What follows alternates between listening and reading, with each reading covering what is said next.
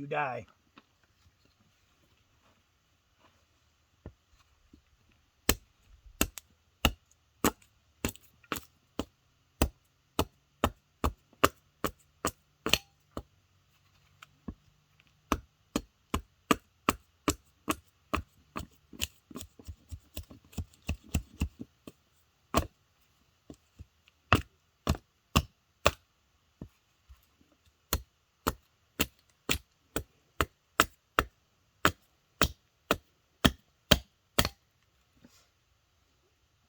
You're always going to need fuel for a fire. Kindling, skinny stuff is good, but if you find yourself a nice dry piece of log, this is the best. You should always have 3 types of fuel. You got your kindling, then you got your medium to get it all going, and then you got your large. Depends on how you like to cook. Some people like to just burn the big logs for hours, so there's just nothing but coals. But if you gotta go get your firewood and you're lazy like me, this is the way to go.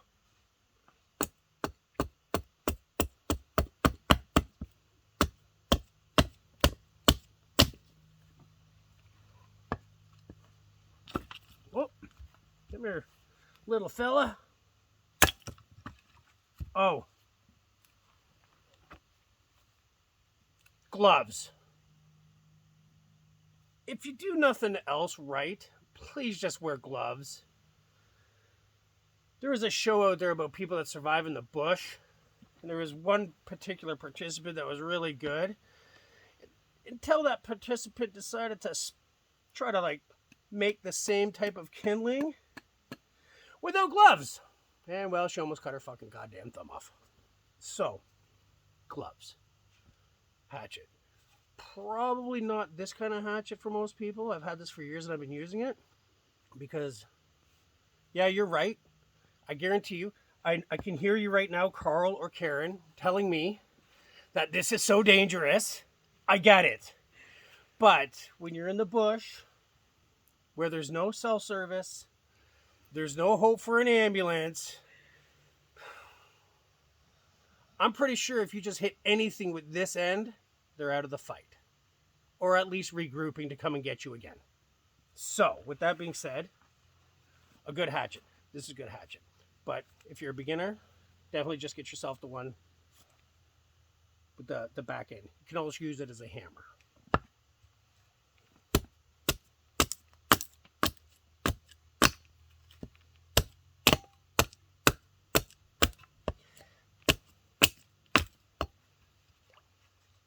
You can hear that tink every once in a while. That's a rock.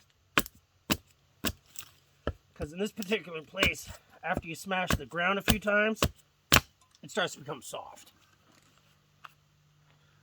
Mosquito just bit me. Next time I'm going to get him with this. Oh, and when you do this trick, remember to move your hand out of the way.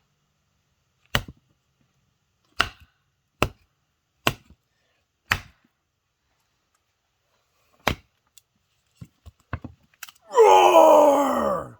Look, Captain America's got nothing on me. I just pulled that apart by myself.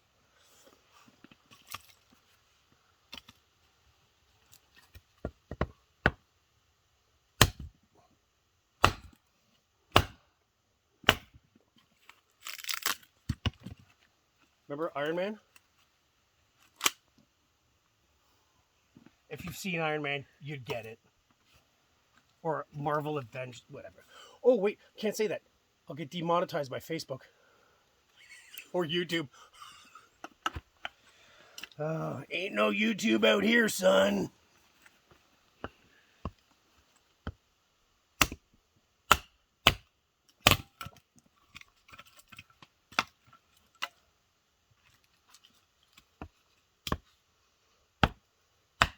I know I didn't move my hand.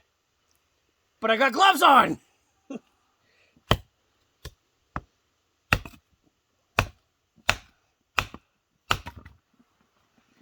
And honestly, when you're out in the bush, sometimes you're tired. You might have hiked 12, 15, 18 kilometers, you're tired. You're probably fucking hungry. Pardon my French. And I hope it doesn't offend any snowflake Karen French Quebecois. But whatever. Yeah, I know. I did rip that one apart. Get over it. But when you're tired, get fatigue. And you'll make bad decisions when you're doing campcraft. You'll skip on the gloves. You'll think you won't need them for a second. Yeah, I'm just going to do this one thing. And that's when you get hurt. Keep that in mind. Fatigue kills. Take breaks. And obviously hydrate. Goes without saying. But when you're out there in the bush, and I know I'm saying this from a comfy chair. I get it. You know, because this is a tutorial to a commentary to a PSA or whatever the fuck you want to call it.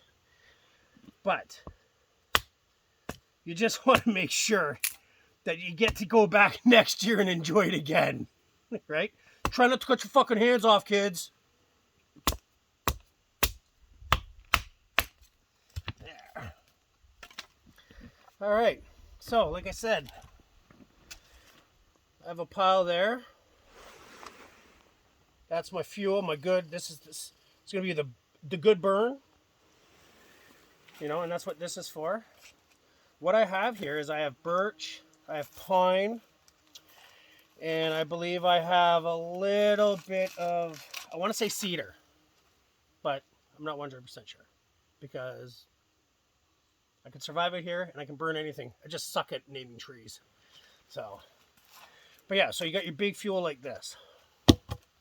With that being said, you can see how I set up my cooking pit.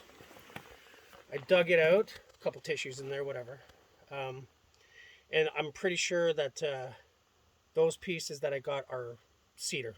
But if I'm wrong, feel free to comment. Let me know. I'll always take constructive criticism, tips. You know, you give them to me, I'll give them to you. Just the tips, though. And nothing else. Okay? Just so you know, just the tips. So, with that being said, I bid you adieu. Happy camping. Wear your fucking gloves. And stay safe. I'll see you next time.